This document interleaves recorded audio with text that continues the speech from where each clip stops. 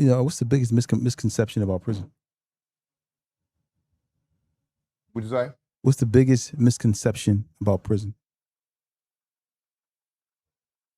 What you mean misconception? Well, I say like what people say, like for example, somebody might say, man, it's hot in here, but it's really like cool. Somebody might tell you something that's basically saying, The biggest misconception in prison is a lot of people theory is if you did a lot of time, 10 years and better, you got some ass. Some boy butt. That fudge. I ain't talking about that eye that wink, I'm talking about that eye that stink. And that's a big misperception out here. Girl meet you 10 years. You did 10 years or they might like you, whatever. They get around their friends like, I just remember, girl, he did 10. Oh yeah, he was on that ass up there. Why is that always a narrative? Because you have dudes that have been in there that been on ass, but like I said, gay is to the person that want to be gay.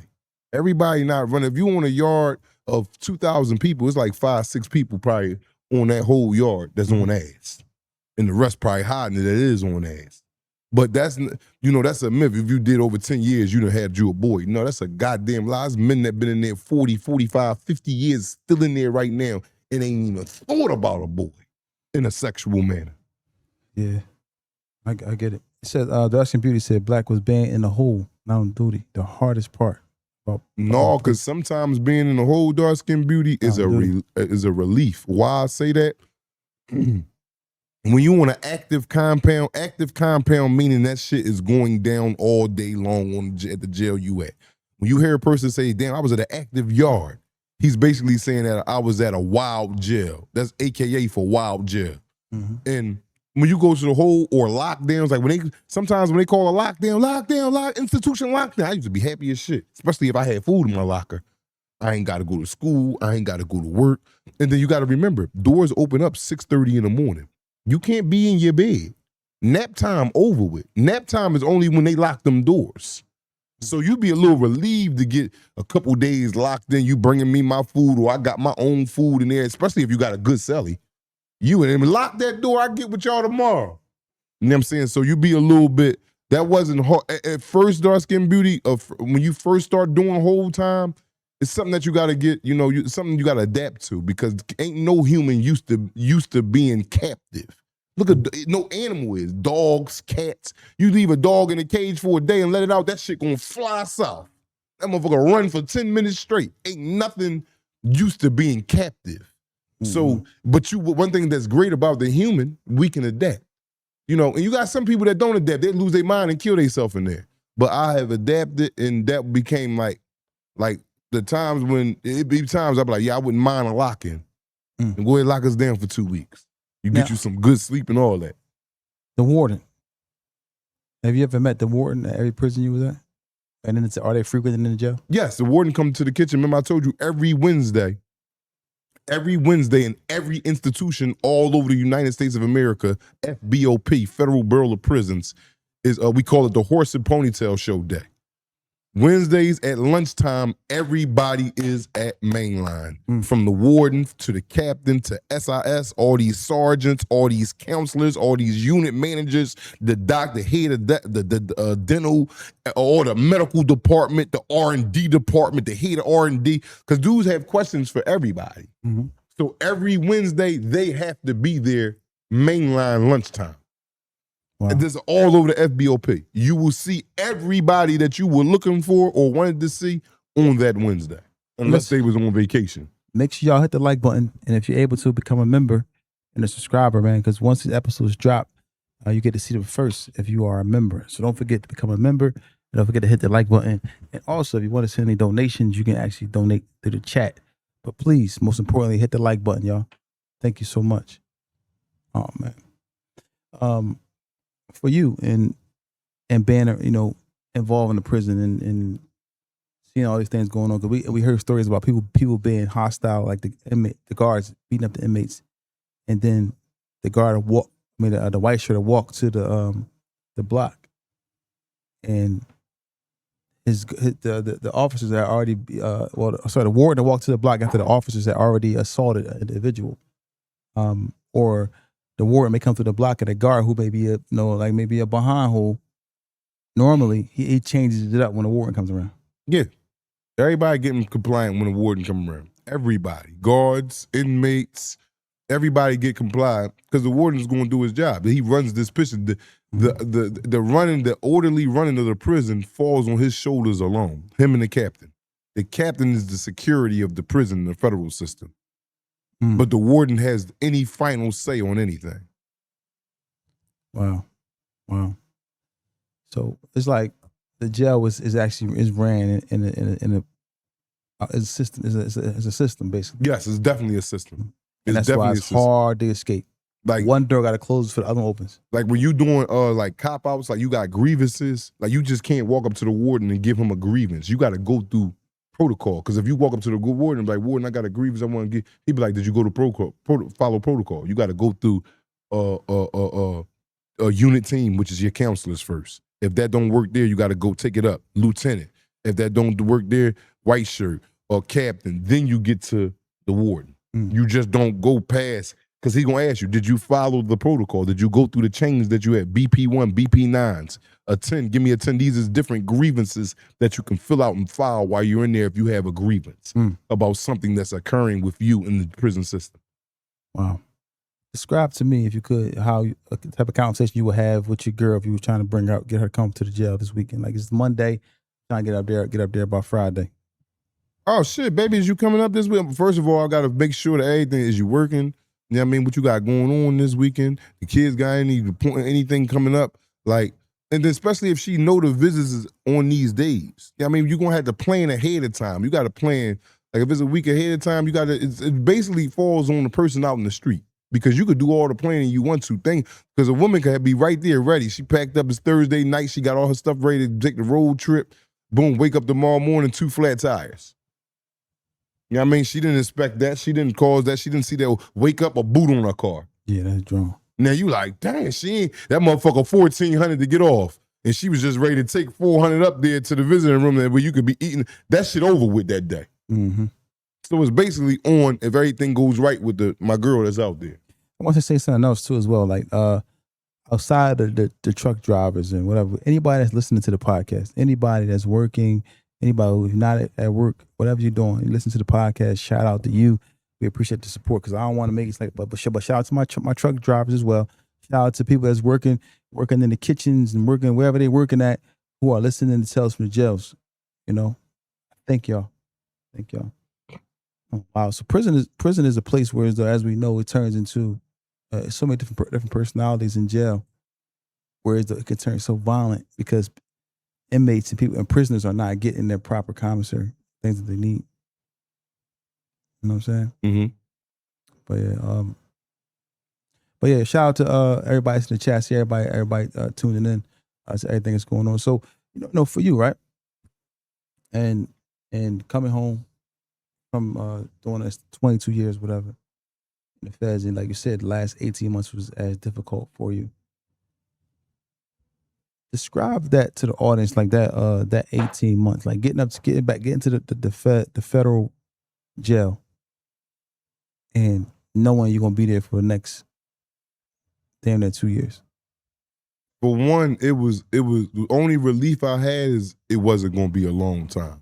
Now 2 years, what's long is in the eye of the beholder. Mm-hmm. For me, that wasn't a long time because I would have never took the deal. Mm-hmm. If it was going to be, if I'd have been trying to fight it to get from underneath it. So I knew the 2 years I could handle. Yeah. But now anger set in for me. Anger, I'm in here. I'm thinking about my apartment, which you paid rent for 2 years. I'm thinking about the vehicle I had that they took. I'm thinking about my son that I just recently had before I had to go do that. I'm thinking about me. I just did 21 years. I'm back in here. I don't want to be here. And I was only home for like 4 years. And the jail conditions has worsened from the time I was in there. So I'm in there. Even though I went to a low, no locked doors or nothing like that, it still was just jail. And I'm just like, I got to worry about these minutes. Because, I'm fresh in, so I'm on the phone every day. Yeah. When a person's fresh in, that's how you could tell a nigga that's fresh in. He on that phone if he get his minutes on the first, them shit's going by the second or third. You know what I'm saying? He don't know how to work it, you know what I mean, and work the 300 minutes through a whole 30 days. He don't know, I'm going to make a call today and I'm not going to call them. I'm going to call every other day. You know what I'm saying? You can sit there and use that 300 minutes in one day if you want to. Yeah. And then you be dead and you can't get back on the phone all the way to your day next month. So for me, it was just being back like, wow. And then I'm older this time around. So for me, it was a lot more accountability from the rip. Remember how I told you it take people 8 to 10 years, well, it took me 8 to 10 years to start taking accountability for my actions of why I was in jail? From the time I walked into the jail, I'm like, man, I shouldn't have been doing that shit. You know what I'm saying? It was no blame on nobody. So, yeah, it wasn't hard for me to get out. I was just mad at myself for being back in that predicament. And I was cool because I took the deal. It ain't like I went to trial and lost. I took the deal. I knew what I was signing up for. I took the deal. I knew what I had to go through, but I still was mad at myself. Like, damn, man. You know, Art was telling you that, man. Art said, man, don't take that deal. Yeah, he told me don't take it. But if you ain't take that deal, they'd have cooked my cookies. It'd been over. They'd have cooked my cookies. He like, why you do that, man? You was a dickhead, man. I would have never did that. You could have been. I said, yeah, all right, well, guess what? We ain't gonna find out. I'm gonna get with you. And Doug Overton, it was over for you. Yeah. Because sometimes it's best to take a deal. Then the way Dave kicked it to him, like, you got to do this time over there. Yeah, they got me paroled to the feds. Yeah. Because I was supposed to do the 11 half to 23, then come over there and do my 18-month hit. Yeah, y'all see me nodding out up here. I nodded out a few times, man. I'm sorry, y'all. I've been up since 4 this morning. I'm good. We got a lot of good content, content, man. We got a lot of good episodes coming out for y'all, man. A lot of good episodes, man. We got some good guests that we have did. In the episodes that we drop on Thursdays is going to be at y'all at a warming rate for the members, though. For the members. So if you not a member already, I think that this is a good time for you to become a member. And if you are a member already, man, stand firm because we carrying for the men and the women out there and the children. Yo, Jet Porter said Feet trying to rush home and do that cockroach. No, I ain't. He trying to do the cockroach. That's his. Listen, y'all. He started something, man. He started called a cockroach. Now everybody better get that patent. Somebody, you know what I mean? But yeah, like for you though, Young, and doing that 22 months, whatever you did all together collectively, you went back in. You crazy how you went back in. Now you went back to the jail, and then you met Ron. Mm-hmm. You know what I mean? Who's my little cuz. Mm-hmm. And now Ron upstate now, about got to do 2 or 3 years. He's got 3.5 more years left. Wow. But for his case, that's 3.5 months. Yep, and he looks at it as that too. Yeah. Can you do 3 years right now? For that case that he got, yeah. Yeah, double murder. Yeah. If I did it and I had to do that to these niggas and they got me to jump out there, it was my life or theirs, and I would be content with that. I would be thoroughly pleased with that. Like, I would be cool doing that. Yo, Feek, man, I need a little deuce, little TV time and all that. And I know that's going to come, the deuce going to come with a bunch of instructions, but I'm cool with that deuce. Yeah, you still got to watch football, got to get a TV yourself. Yeah, man, I'm cool Thursday with it. night football still going on, Sunday night football. And like I said, sports season come around, especially for football for me. That's the best part of this season for me in prison because I got something to look forward to every week. If you was in jail, right, and your cellie ain't had no TV, would you want to get your cellie a TV too? That way he ain't got to ask you for yours? No, absolutely not. So you put your TV in the place where both y'all can watch it? Or yes, I do that. Yeah, I do that. I ain't know because I'm a. Are you both guarding a remote? Like, no, it's my TV. No, we watching something like I only watch sports. I don't really watch none of them shows. No, it got to be a good movie. If it ain't no good movie, I ain't putting it on. If it's a good movie, I want to watch it. But other than that, I'm not no real big TV boy. Like I go watch some football or something. I'm not on TV head. So what a football on? He like, no, man, I want to watch Power. Oh no, he gonna already know that this is gonna cause a altercation. He gonna already know that unless he didn't know me. And if he didn't know me already, he wouldn't be in the cell. What do you take your remote and boof it? It's not. Well, you keep asking these wild ass questions. Ain't nobody doing no shit like that. I don't even know how to think. Somebody get mad at you and boof your remote. No, like, take my remote and shove my remote up their ass. It might. Yeah, you told me what you might expect some crazy stuff. No, you ain't got to expect that. So what do you think? What if that happened though? I don't know. I don't know. I don't know. Are you mad about that? Or are you going to go try and get it out? What you gonna do? Freak motherfucker put his remote in your ass. I'm asking you. He took your remote and put it in his ass. I can't put myself in that position. No, yes you can. Yes you can. But unless you can, a nigga took your shit. That's still and stuffed it in his suitcase. No, I asked you the question though. But no, I want you to answer. You're the one that did all the time. Yes. So yeah. I can't see that never happening. I can't see that never happening. Dudes don't do stuff like that. Take your remote and put it in his ass. Like poof. No. You asking a wild ass hypothetical question. That don't happen. Don't nobody go take your remote. He'd steal my TV before he take it, the remote and put it in his ass. It might boof your TV. But anyway, you ain't boofing that TV. And listen, you said that you boof crazy stuff. I want to go take you to Target. Get me one of those PS5s, man. You crazy as hell, man. Take me to Target, get you a new PS5. Yo, you think you get me boof me a PS5? I need a PS. I'll show you how. Somebody stole my PS5. I will show you. You can't do that for me. I will show you how to work your luggage. You can't do that for me. No, I will show you. I will show you how to unlock and lock your luggage. And if you need be, I can crack the lid for you and help you place the PS5 in there. Oh, dude. Lock your luggage and make sure you straight and send you on your way. I'll love you to death, boy. You want to go get that PS5? I will do. That's what I will. I will show you how to crack your luggage and place the PS5 and lock your luggage and send you on your way. That's what I could do for you. Yep, I could do that at an alarming rate. Yo, you sent me a X-ray today of a guy who got caught with a gun. Yeah, boofed. Yeah, they in there. They ain't playing no games. Yeah, stuffed it right in his mind. And a text, like you ain't seen nothing. So you were saying I ain't seen nothing. So that's what I'm saying. I take you to Target. You know how you got to call. Yo, I want to get this PS5, and I get his take away his attention, and then you just. I just told you. You keep saying the same thing over. I just said no. How many times you want me to say it? You want me to say it in different languages? I told you what I could do though. Okay.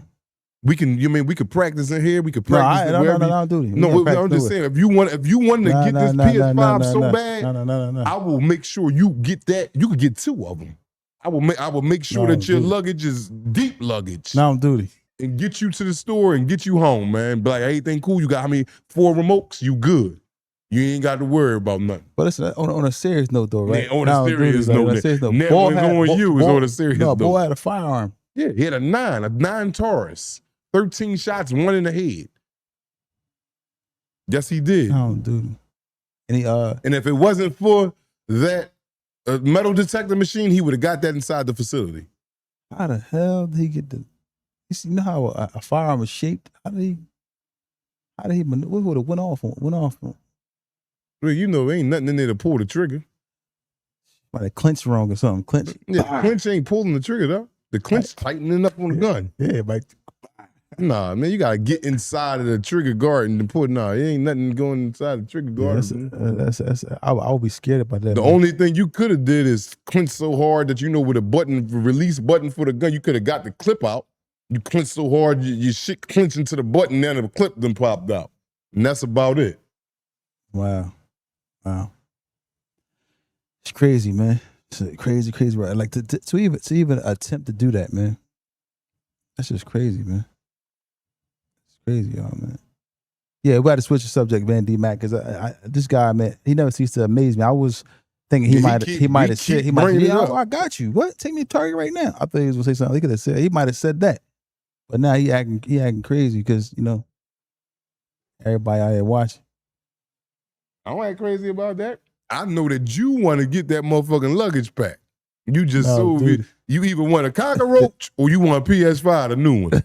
Which one you want? I can direct you in both courses. So hold on. That's a saying that the cockroach ain't got the PS5. Yeah. Which one you want? Because I can direct you on how to get both of them. I told the world how to do the cockroach. Okay, all right. I'm thinking that you leaning towards that. Yeah, it just be crazy to me that people resort. Like, how does somebody come up with that? What you mean? How is that just crazy to you? Because it's just crazy. Like, here come the guards. And next thing you know, all contraband is gone. Yeah. Go on. Nothing with nigga hollering and everything. What? Ain't nothing in here. He loaded.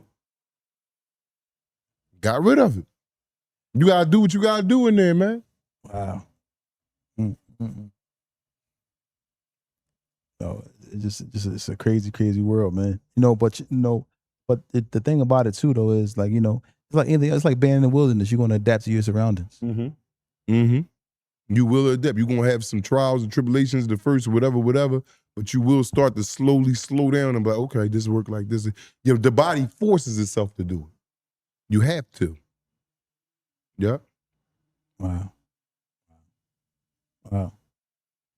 Then and the shakedowns, guards don't even really be tripping them like that. They don't really be going unless they coming in there, they see daggone what you call,